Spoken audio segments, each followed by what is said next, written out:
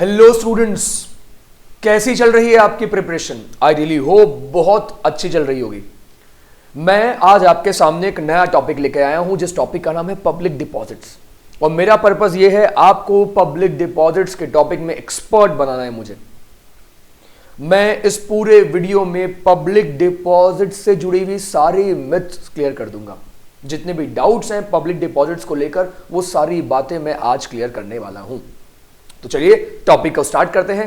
Topic कहां से लेकर कहां तक है? सबसे पहले सेक्शन 2 क्लॉज 31 जिसमें कि पब्लिक डिपॉजिट्स की डेफिनेशन है, और उसके साथ साथ कंपनीज एक्ट में सेक्शन 73 से लेकर 76 तक भी डिपॉजिट्स के प्रोविजंस हैं। 73 से जो पहले वाले सेक्शन थे वो सेक्शन किस बारे में है? वो सेक्शन तो डिबेंचर्स के बारे में है, जैसे कि सेक्शन 71, सेक्शन 72। लेकिन सेक्शन 73 से लेकर 76 तक के जितने भी प्रोविजंस हैं ये प्रोविजंस पब्लिक डिपॉजिट्स के बारे में है। आपके दिमाग में जो क्वेश्चन क्रिएट हो रहा है वो मुझे पता है। आपके माइंड में क्वेश्चन है, सर डिपॉजिट्स का मीनिंग क्या होता है, डिपॉजिट्स का मीनिंग क्या होता है? अभी तक हमने इस बारे में कभी भी नहीं सुना। मैं जानता हूं आपने डिपॉजिट्स के बारे में आज से पहले कभी नहीं सुना। जब हम शेयर्स की बात करते हैं, जब हम डिबेंचर्स की बात करते हैं तो आपके माइंड में एक रेफरेंस क्रिएट होता है। आप कोई एग्जांपल गेस कर लेते हैं किसी भी कंपनी का, क्योंकि आए दिन आप न्यूज़पेपर्स में शेयर्स एंड डिबेंचर्स के बारे में तो बहुत कुछ पढ़ते हैं। लेकिन जब बात आती है पब्लिक डिपॉजिट्स की तो आप सोचते हैं डिपॉजिट क्या होता है? फिक्स डिपॉजिट तो हमने जरूर सुना है, जो कि बैंक्स जिसके थ्रू हमें इंटरेस्ट ऑफर करते हैं। एफडी सुना है, लेकिन ये पब्लिक डिपॉजिट्स क्या होता है? और पब्लिक डिपॉजिट्स के थ्रू कंपनीज फंड रेजिंग करती है, ये तो हमने कभी सुना ही नहीं है। तो मैं आपको ये सारी बातें क्लियर करने वाला हूं, मैं आपको सारे एग्जांपल्स दिखाने वाला हूं, और आज के बाद आपको कभी भी डाउट नहीं रहेगा कि पब्लिक डिपॉजिट्स में क्या आता है क्या नहीं आता। उसके साथ साथ मैं आपको बताऊंगा companies acceptance of deposit rules 2014। देखिए, पब्लिक डिपॉजिट्स को लेकर कंपनीज एक्ट में दो तरीके के प्रोविजन है।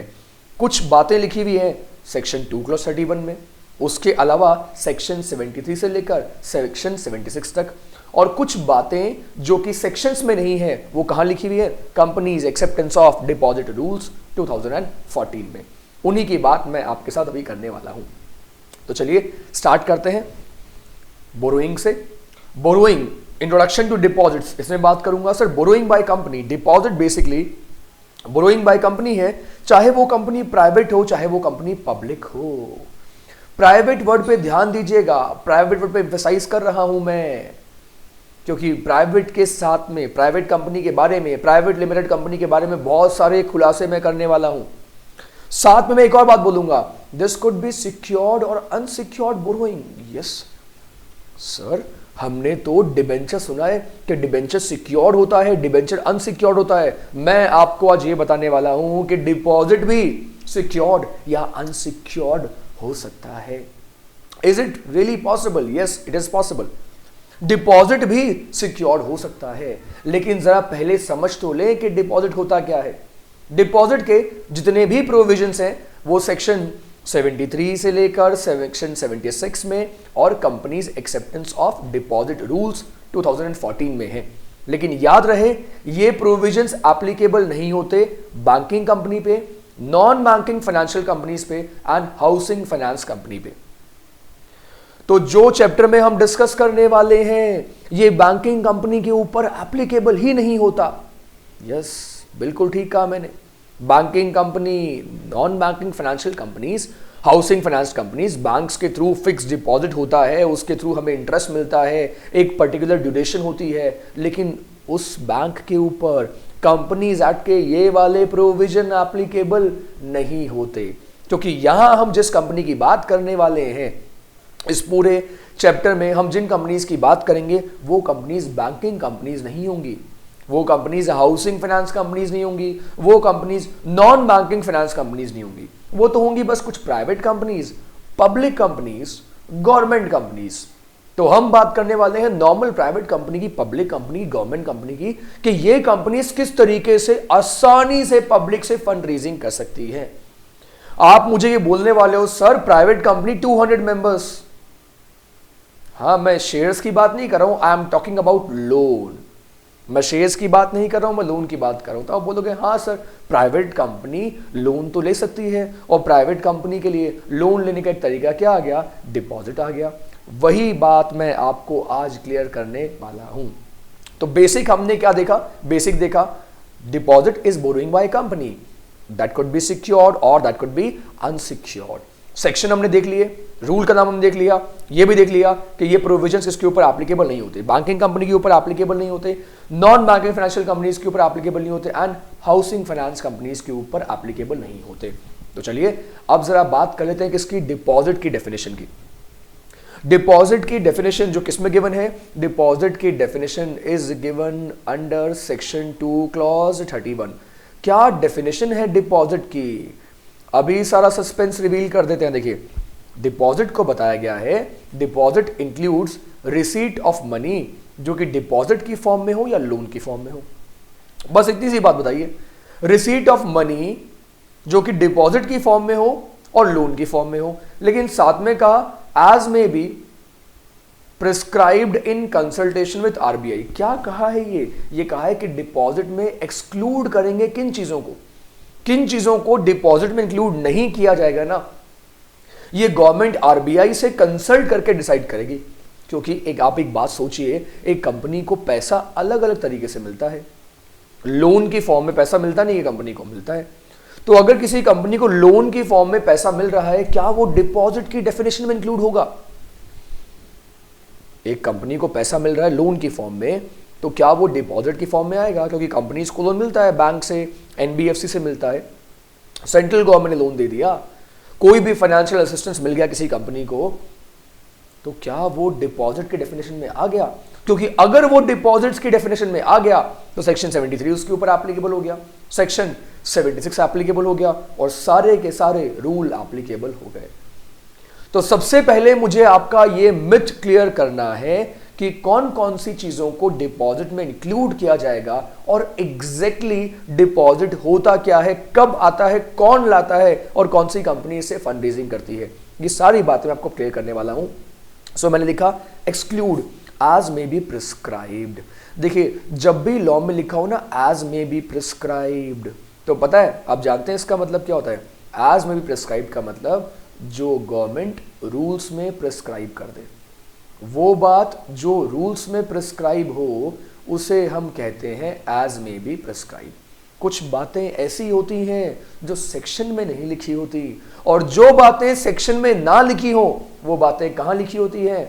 वो बातें रूल्स में लिखी होती हैं। तो क्यों ना रूल को देखा जाए। रूल क्या कहता है, देखिए रूल 21C जिसने की डेफिनेशन दी डिपॉजिट्स की, एंड इसने भी कहा it includes any receipt by way of deposit but does not includes. Okay, तो बातें क्या कही? अगर गवर्नमेंट ने कोई अमाउंट दिया है किसी कंपनी को, ये डिपॉजिट में नहीं आएगा। अच्छा ठीक है, अगर किसी फॉरेन गवर्नमेंट ने पैसा दिया है, ये भी डिपॉजिट में नहीं आएगा। अगर बैंक ने पैसा दिया है तो ये भी नहीं आएगा। अगर कंपनी ने कमर्शियल पेपर इशू किया है, आप जानते हैं कमर्शियल पेपर क्या होता है? कमर्शियल पेपर प्रोनोट की फॉर्म में होता है। कमर्शियल पेपर प्रोनोट की फॉर्म में होता है। Pronote stands for promissory note. अगर किसी दूसरी कंपनी ने लोन दिया, ये भी नहीं आएगा। अगर कंपनी ने शेयर इशू किया है तो ये भी नहीं आएगा। डायरेक्टर ने पैसा दिया है कंपनी को तो ये भी नहीं आएगा। अगर कंपनी ने बॉन्ड और डिबेंचर इशू करके पैसा लिया, ये भी नहीं आएगा। Okay, amount from employ not exceeding is annual salary. एक एम्प्लॉय ने, देखिए कॉन्ट्रैक्ट ऑफ एम्प्लॉयमेंट होता है जिसमें कि एम्प्लॉय कंपनी को पैसा देता है और वो पैसा कंपनी एज ए सिक्योरिटी अपने पास में रखती है। अगर कोई अमाउंट कंपनी लिया है विदाउट इंटरेस्ट, वो भी नहीं आएगा। अगर बिजनेस कोर्स में कंपनी को पेमेंट मिली है, वो भी नहीं आएगा। अगर प्रमोटर ने कोई अमाउंट दिया है, वो भी नहीं आएगा। इतनी लंबी एक ना बहुत बड़ी लिस्ट दे रखी है कि कौन कौन सी चीजें डिपॉजिट की डेफिनेशन में नहीं आएंगी। तो ये कहा सेंट्रल गवर्नमेंट ने कोई पैसा दिया है ना, तो वो नहीं आएगा। ठीक है, फॉरेन गवर्नमेंट दिया है ना, तो वो भी डिपॉजिट में नहीं आएगा। बैंक ने पैसा दिया ना, वो भी नहीं आएगा।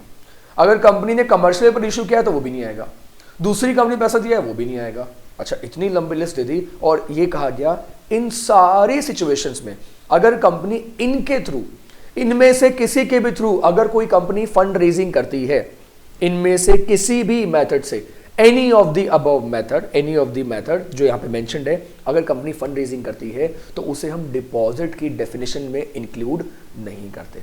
इसका सिंपल सा मतलब क्या होगा मैं अभी आपको क्लियर कर रहा हूं। देखिए, तो मैंने आपको बताया कि अगर गवर्नमेंट से पैसा लिया, फॉरेन गवर्नमेंट से लिया, बैंकिंग कंपनी से लिया, पब्लिक फाइनेंशियल इंस्टीट्यूशन से लिया, कमर्शियल पेपर लिया, शेयर एप्लीकेशन लिया, इंटर कंपनी था, डायरेक्टर ने दिया, डिबेंचर ने दिया, एम्प्लॉयर का सिक्योरिटी डिपॉजिट है, ट्रस्ट की फॉर्म में है, सप्लायर ने एडवांस दिया है, ये सब के सब ये कभी भी डिपॉजिट की डेफिनेशन में इंक्लूड नहीं होंगे।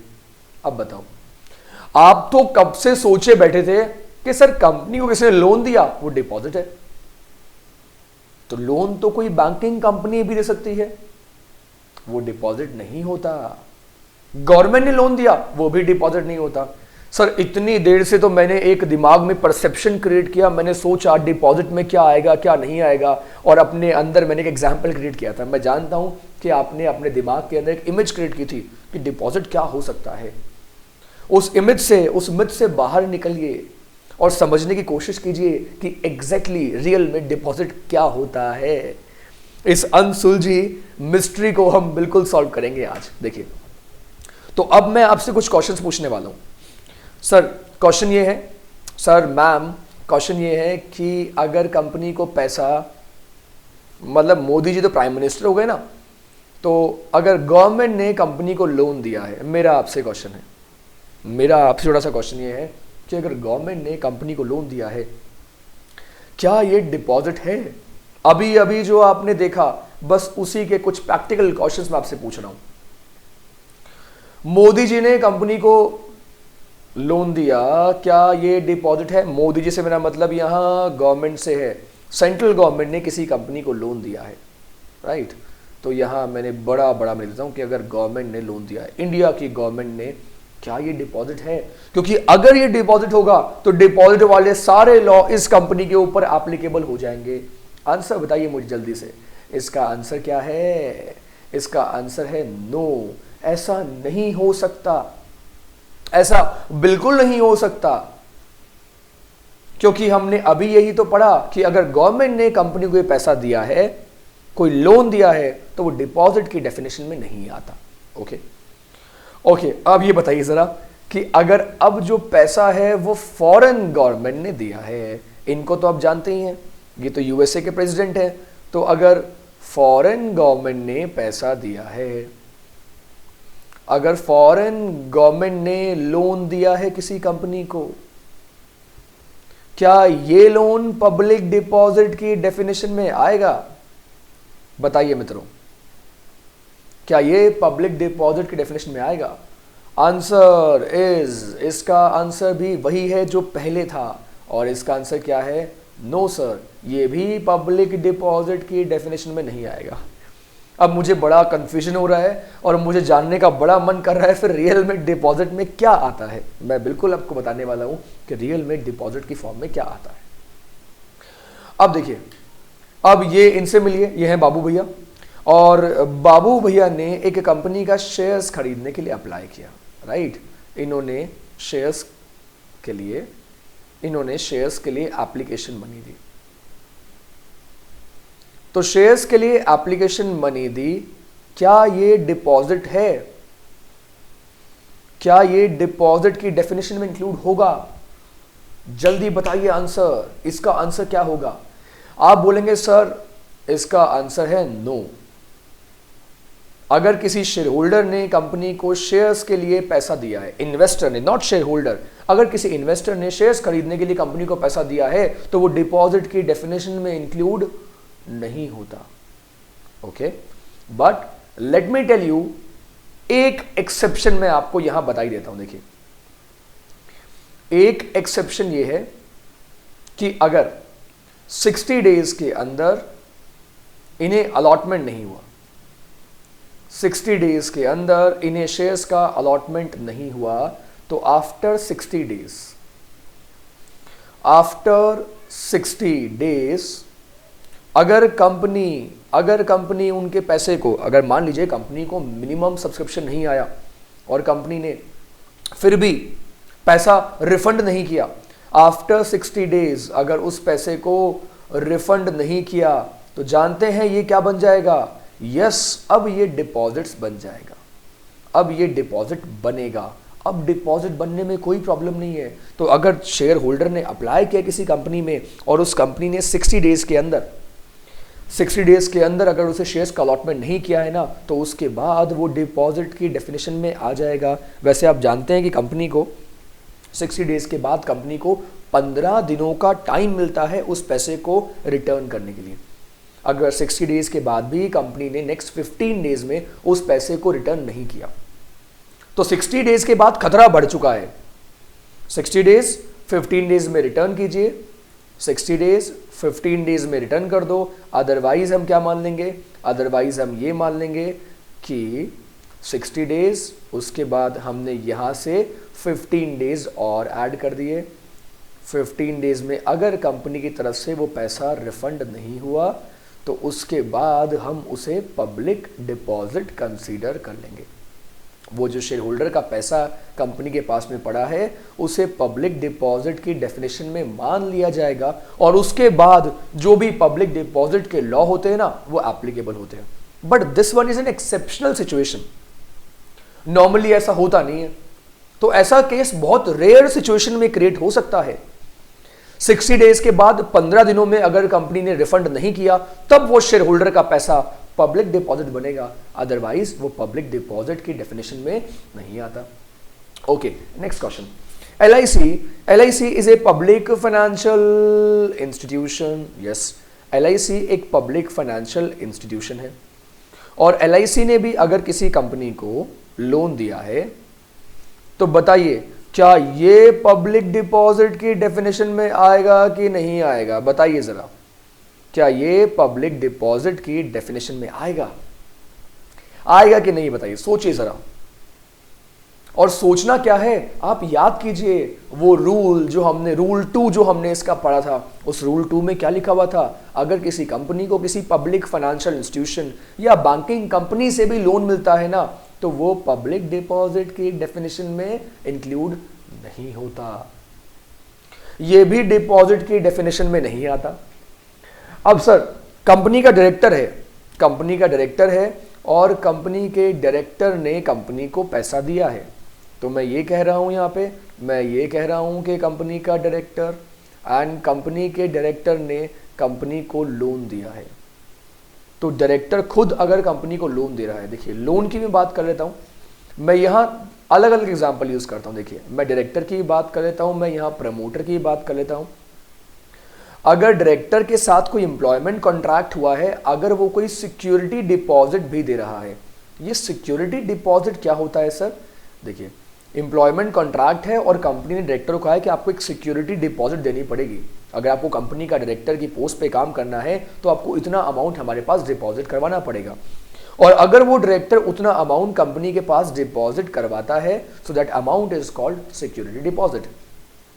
तो अगर डायरेक्टर ने कंपनी को कोई सिक्योरिटी डिपॉजिट दिया है and that too without interest,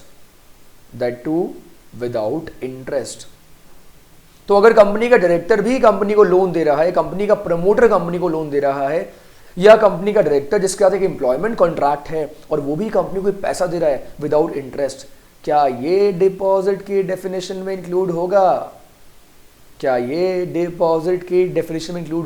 अभी जो आपने पढ़ा है उसी के बेसिस पे आंसर कीजिए कि क्या ये डिपॉजिट में आता है। आंसर इज नो सर, ये भी डिपॉजिट की डेफिनेशन में इंक्लूड नहीं होता।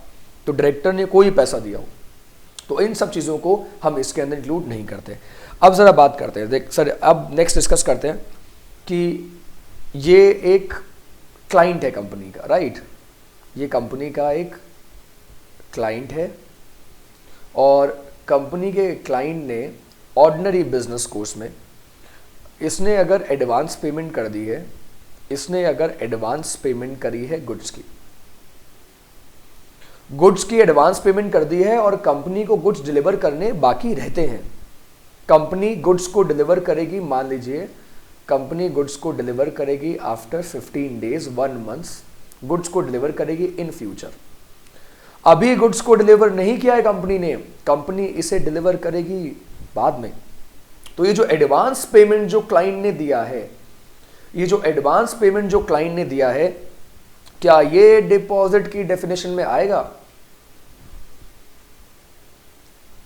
क्लाइंट कंपनी को पैसा दे रहा है, क्लाइंट कंपनी को पैसा दे रहा है, क्या ये पब्लिक डिपॉजिट की डेफिनेशन में आएगा? द आंसर इज नो, ये भी पब्लिक डिपॉजिट की डेफिनेशन में नहीं आता। एक और बात मैं आपको क्लियर कर दूं, बहुत सारी हिंदुस्तान में कंपनीज हैं जो कि सेबी के पास रजिस्टर्ड नहीं है, फिर भी कलेक्टिव इन्वेस्टमेंट स्कीम्स के थ्रू पैसा लेती है, जिसे हम CIS कहते हैं। कलेक्टिव इन्वेस्टमेंट स्कीम के लिए जो कंपनीज फंड रेजिंग करती है, उसके लिए सेबी की अलग से सेपरेट गाइडलाइंस है। उसके थ्रू भी अगर कोई कंपनी फंड रेजिंग करती है तो वो भी पब्लिक डिपॉजिट की डेफिनेशन में इंक्लूड नहीं होता। बड़ी वाइड, बहुत बड़ी इनफैक्ट लिस्ट है, जिसमें कि बहुत सारी नेगेटिव लिस्ट है उन सारे ट्रांजैक्शंस की जो कि पब्लिक डिपॉजिट्स की डेफिनेशन में नहीं आता। म्यूचुअल फंड के पास भी लोग पैसा देते हैं, इन्वेस्टमेंट करते हैं, वो भी पब्लिक डिपॉजिट की डेफिनेशन में इंक्लूड नहीं होता। कलेक्टिव इन्वेस्टमेंट स्कीम भी इसमें इंक्लूड नहीं होता, इन सबको इससे बाहर रखा गया है। अगर कोई निधि कंपनी भी फंड रेजिंग करती है तो निधि कंपनी को जो पैसा मिलता है उसके मेंबर से, वो भी पब्लिक डिपॉजिट की डेफिनेशन में नहीं आता। राइट, सो ये हमने बात कर ली, निधि कंपनी की हमने बात कर ली। अब मैं बात करूं कि अगर ये कंपनी का प्रमोटर है, कंपनी का प्रमोटर है और कंपनी का प्रमोटर कंपनी को लोन दे रहा है, तो अब बताइए, अगर कंपनी का प्रमोटर कंपनी को लोन दे रहा है, क्या ये डिपॉजिट की डेफिनेशन में आता है? क्या ये डिपॉजिट की डेफिनेशन में आएगा? The answer is no. Company के प्रमोटर ने कंपनी को कोई भी पैसा दिया, ये भी डिपॉजिट की डेफिनेशन के अंदर इंक्लूड नहीं होता। बड़ी लंबी लिस्ट है और बहुत तरह तरह के एग्जाम्पल मैंने आपके साथ डिस्कस कर लिए हैं, एंड आई रियली होप कि इससे आपको ये समझ में आ गया है कि डिपॉजिट की डेफिनेशन में एटलीस्ट ये सारी चीज़ें तो नहीं आती। डिपॉजिट इनमें से हटकर कोई अलग चीज़ है। चलिए मैं मान लेता हूँ ये प्रमोटर नहीं है, ये प्रमोटर नहीं है, इसने डिबेंचर खरीदने के लिए अप्लाई किया, डिबेंचर परचेज करने के लिए अप्लाई किया है, कंपनी को पैसा दिया है, क्या ये डिपॉजिट की डेफिनेशन में आएगा? अगेन आंसर वही रहेगा, सर ये भी डिपॉजिट की डेफिनेशन में नहीं आएगा। तो एग्जैक्टली डिपॉजिट में क्या आता है इसको हम डिस्कस करेंगे, लेकिन मैंने आपसे ये डिस्कस कर लिया कि डिपॉजिट में क्या नहीं आता। अब आगे डिस्कस करूंगा कि डिपॉजिट में कौन कौन सी चीजें आ सकती हैं, but this I will discuss after a short break. Thank you so much.